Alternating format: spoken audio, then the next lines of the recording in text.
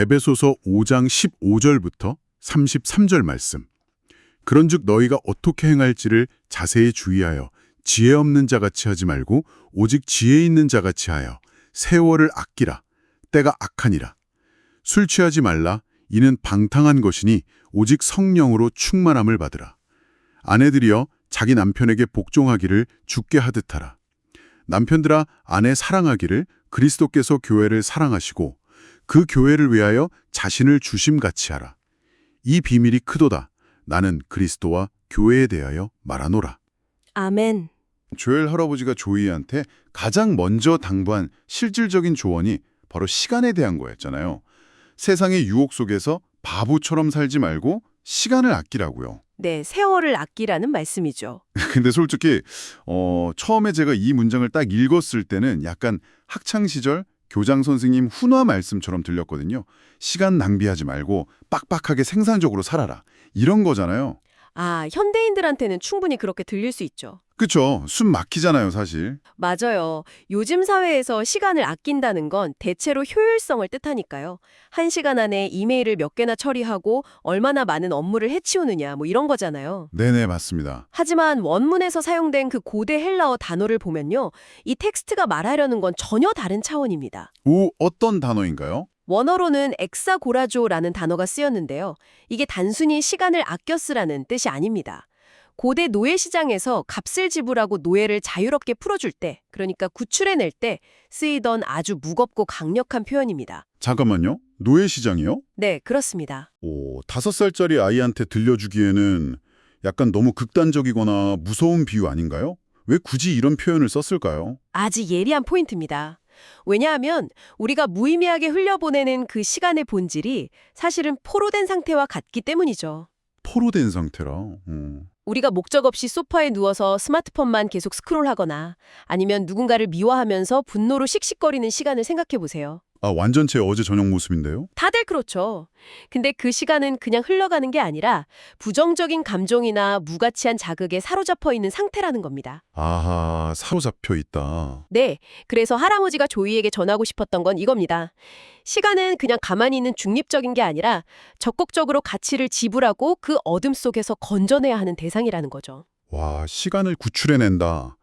이게 시각적으로 완전히 확 다르게 다가오네요. 그렇죠. 보통 우리는 낭비된 시간을 보면 아, 또 시간 버렸네 이러고 자책만 하잖아요. 네, 후회만 하고 끝나는 경우가 많죠. 근데 이 엑사고라조 개념을 딱 적용하면요. 그러니까 내 소중한 30분이 저기 유튜브 알고리즘이나 네네. 막 짜증이라는 진흙탕 속에 빠져서 허우적대고 있는 거네요. 아주 정확한 비유입니다. 그걸 내가 막 감사하는 마음이나 동생을 돕는 행동으로 끄집어낼 때 비로소 그 30분을 구출해내는 영웅적인 미션이 되는 거군요. 맞습니다. 이거는 시간 관리의 패러다임을 효율성에서 그 구속, 그러니까 리뎀션으로 바꾸는 엄청난 철학적 전환이에요. 리뎀션이요? 와. 억지로 스케줄을 채우는 게 아니라 시간 자체에 능동적으로 의미를 부여하는 아주 영적인 예술이죠. 청취자 여러분도 일상에서 이걸 꼭 적용해 보셨으면 좋겠어요. 어떻게 적용하면 좋을까요? 출근길 10,000원 지하철에서 막 짜증내며 버티는 40분 있잖아요.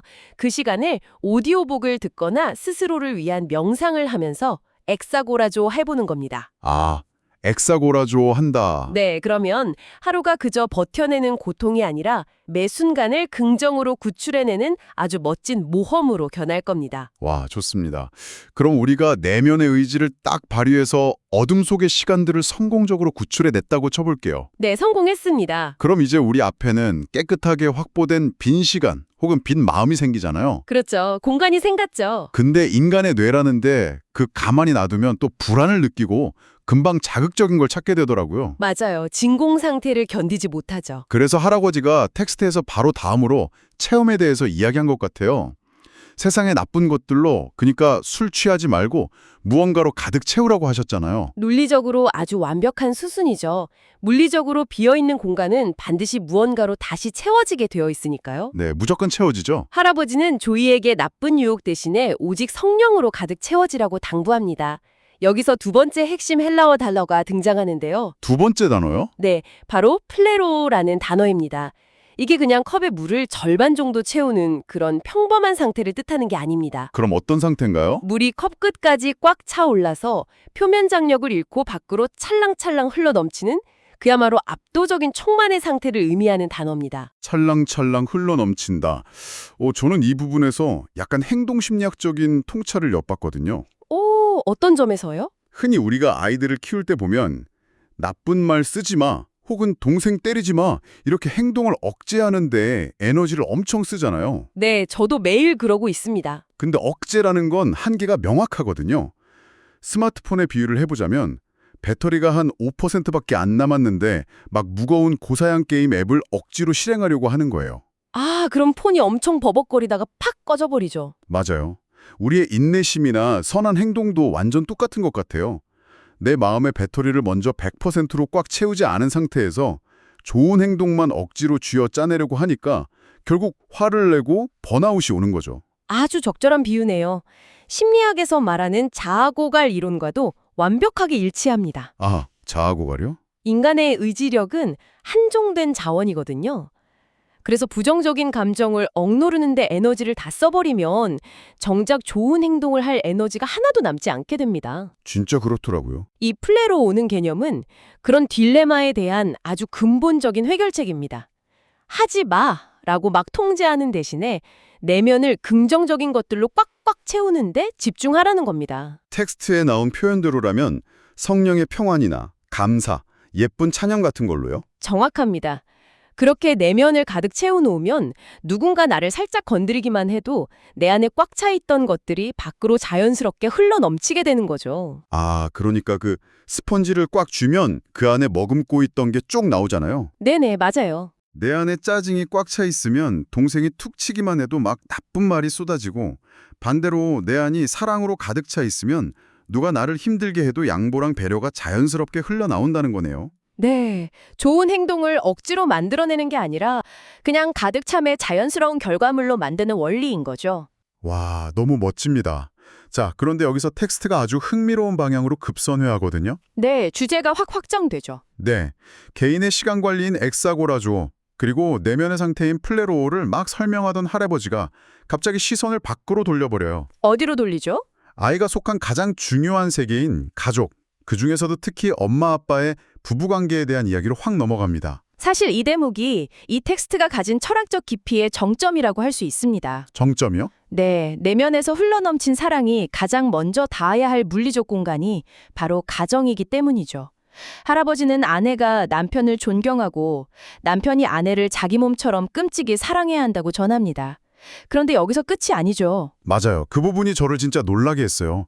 부모님의 사랑을 설명하면서 이게 사실은 엄청난 비밀이라고 가르치더라고요. 네, 크도다 이 비밀이여 라고 하죠.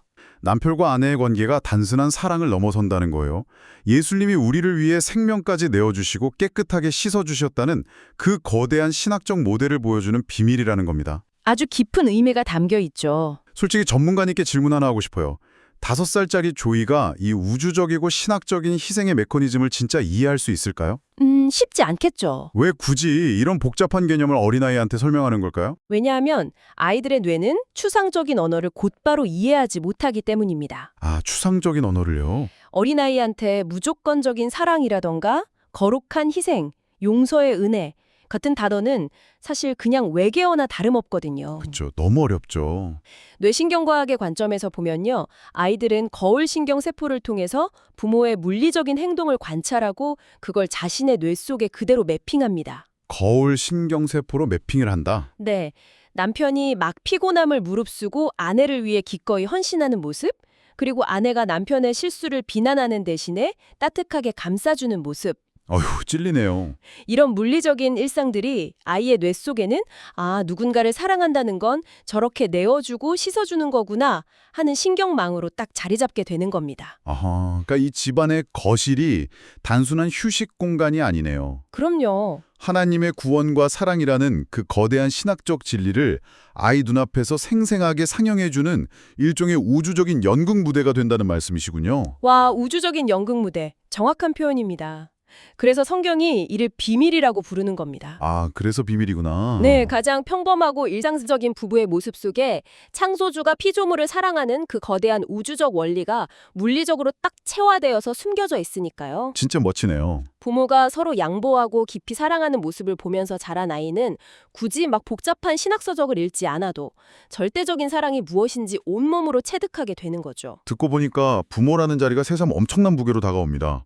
그냥 우리 집은 화목해 이걸 넘어서 매 순간 우주적인 연극의 주인공으로서 아이한테 완벽한 사랑을 연기해야 한다니요. 부담스러우시죠? 청취자 여러분 중에서도 지금 부모님이 계시다면 꽤나 부담을 느끼실 것 같아요. 나는 오늘 아침에도 화를 버럭 냈는데 내 연극은 망한 건가? 하고요.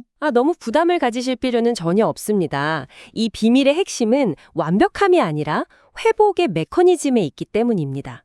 회복의 메커니즘이요? 네, 앞서 말한 예수님의 사랑도 흠이나 주름이 있는 자들을 씻어주는 사랑이었잖아요.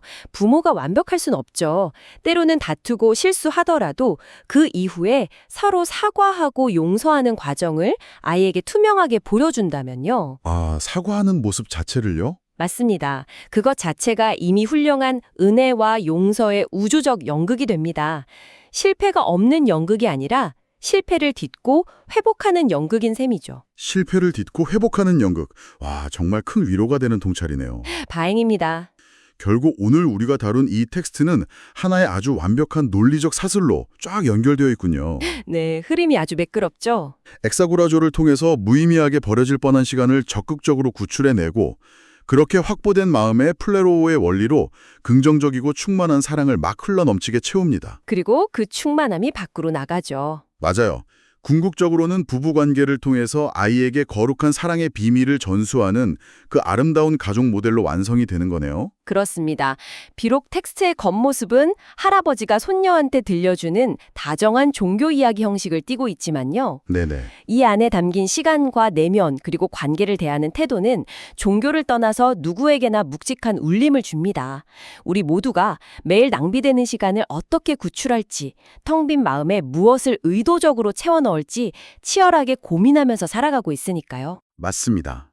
그래서 청취자 여러분께 이 질문을 꼭 던지고 싶습니다.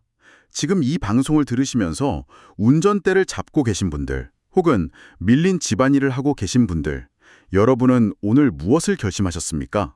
아주 중요한 질문이네요. 내 시간을 진흙탕에서 어떻게 구출할 것인가? 내 마음이라는 컵에 의도적으로 무엇을 채울 것인가? 이 작은 결단만으로도 내일 아침의 풍경은 완전히 달라질 겁니다. 자, 이 결단을 돕기 위해 오늘의 기도를 낭독하며 오늘 시간을 마무리하려고 합니다. 하나님, 저에게 주어진 시간을 지혜롭게 쓰고 제 안에 성령님으로 가득 채워주셔서 제 입술에 불평 대신 감사와 찬양의 말이 넘쳐나게 해주세요. 또한 예수님이 교회를 사랑하신 것처럼 저희 가족도 서로 사랑하고 아끼는 예쁜 가정이 되게 해주세요.